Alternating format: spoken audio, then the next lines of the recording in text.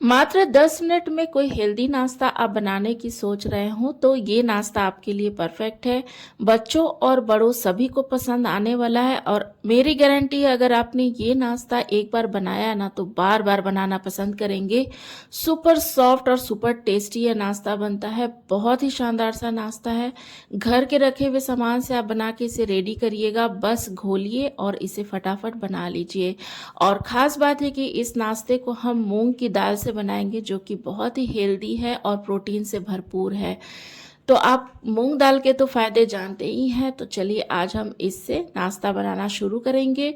और फ्रेंड्स, अगर आपको मेरी रेसिपी अच्छी लगेगी तो लाइक करिएगा। तो चलिए बिना देर के हुए बनाना शुरू करते हैं। इस नाश्ता को बनाने के लिए यहाँ पे मैंने 1 कटोरी मूंग की दाल, जो बिना छिलके वाली मूंग की दाल होती है, उसको मैंने भिगो कर रख दिया था 2 घंटे के लिए। तो 2 घंटे में ये दाल बहुत ही आराम से, आसानी से ये फूल जाती है। तो देखिए अच्छे से मैंने वॉश कर लिया था और 2 घंटे के लिए पानी में डुबो कर रख दिया था। तो अच्छे से ये फूल गई है। इसे मैंने हाथ से भी तोड़ कर देखा है तो अच्छे से ये टूट रही थी। तो इसी तरह से हमें इस दाल को रेडी कर लेना है और आपके घर में जितने भी फैमिली मेम्बर्स हैं उसके अकॉर्डिंग आप दाल ले लीजिएगा। बहुत ही हेल्दी होती है मूंग दाल, तो आपको पता ही है कितना फ़ायदेमंद होता है और प्रोटीन से ये भरपूर है। तो चलिए इस नाश्ते को हम अब क्या करेंगे, यहाँ पे हम मूंग दाल को एक मिक्सर के जार में ले लेंगे। और फ्रेंड्स, ये रेसिपी है ना बच्चों के लिए, बड़ों के लिए, सबके लिए बहुत ही हेल्दी है।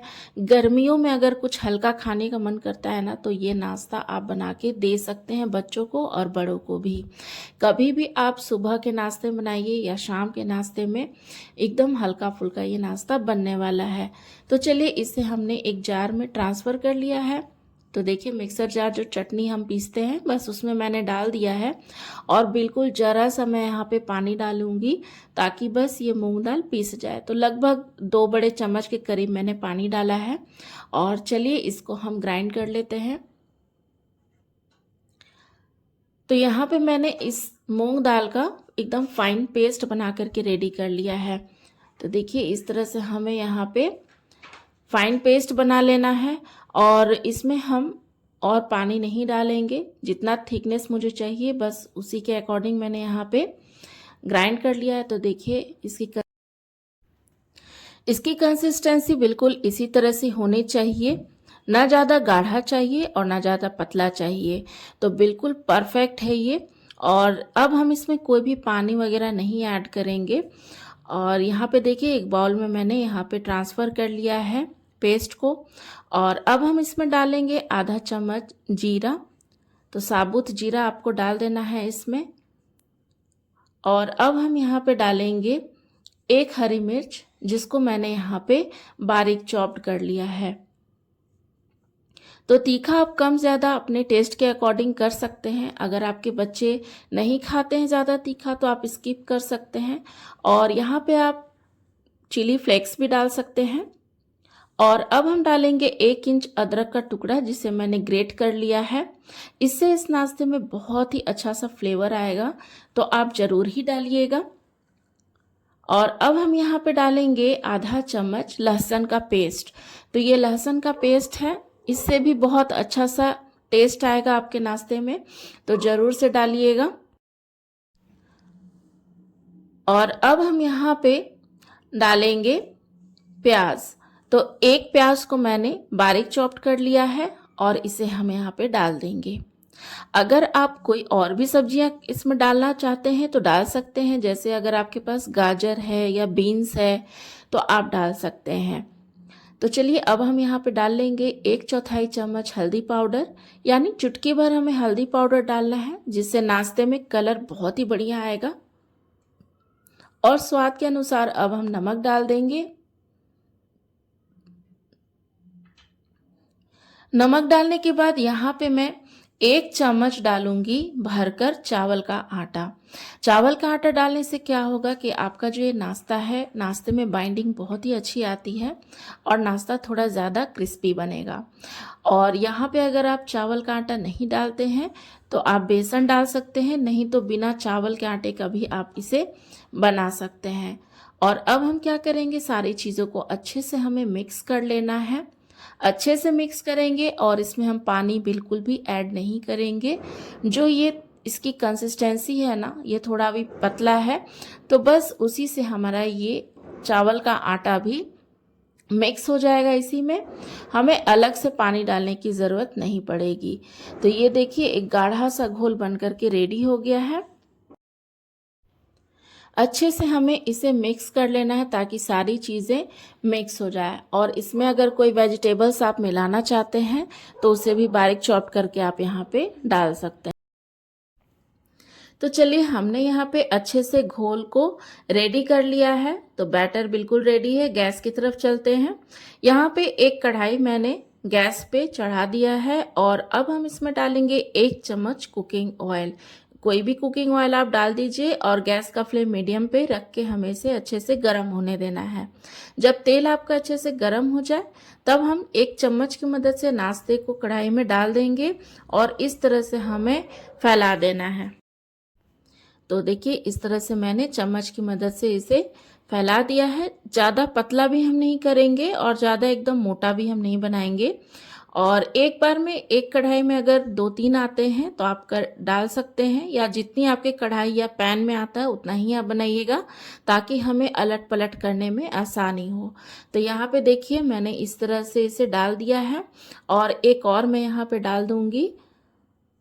तो इसी तरह से हम कम तेल में ये नाश्ता बना करके रेडी कर सकते हैं और इसे हम 1 से 1.5 मिनट के लिए छोड़ देंगे ताकि एक साइड से ये सेट हो जाए। और जब ये सेट हो जाएगा तब हम इसे दूसरी तरफ से पलट देंगे। तो चलिए 1.5 मिनट के बाद ये एक तरफ से अच्छे से सेट हो गए हैं और इसे हम एक स्पैचुला की मदद से अच्छे से पलट देंगे। तो आप देखिए कितना अच्छा गोल्डन सुनहरा सा कलर आ चुका है और नाश्ता जो है एक तरफ से अच्छे से सेट हो गया है, पक गया है। और गैस का फ्लेम को आपको मीडियम टू लो रखना है क्योंकि ये नाश्ता को हम ढकेंगे नहीं, ढकने की कोई भी ज़रूरत नहीं है। आप मीडियम टू लो फ्लेम पे इसे बनाइएगा तो बहुत ही टेस्टी और बहुत ही अच्छे से ये कुक हो जाएगा।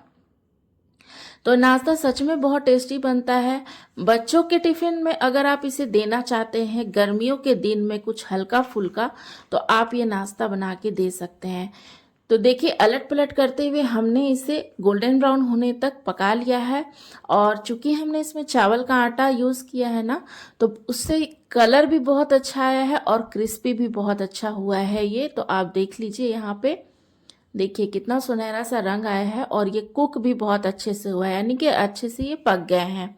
तो चलिए इनको हम एक बर्तन में निकाल लेंगे और बाकी के जो बैटर हैं उससे भी मैं इसी तरह से बना लूँगी। सेम प्रोसेस से मैं बाकी नाश्ते को भी रेडी कर लूँगी। तो ये देखिए इस तरह से 1 चम्मच की मदद से बस नाश्ते को हमें लेना है बैटर को और कढ़ाई में इस तरह से हम डालते जाएंगे और इस तरह से थोड़ा सा हमें फैला देना है बस। और इसमें ना आप देखेंगे कि जाली भी बनती है। तो ये नाश्ता ना बहुत ही टेस्टी और इसको ना आप किसी भी चीज़ के साथ एंजॉय कर सकते हैं। चटनी हो, हरी चटनी हो, या फिर आप इसको ऐसे भी एंजॉय कर सकते हैं।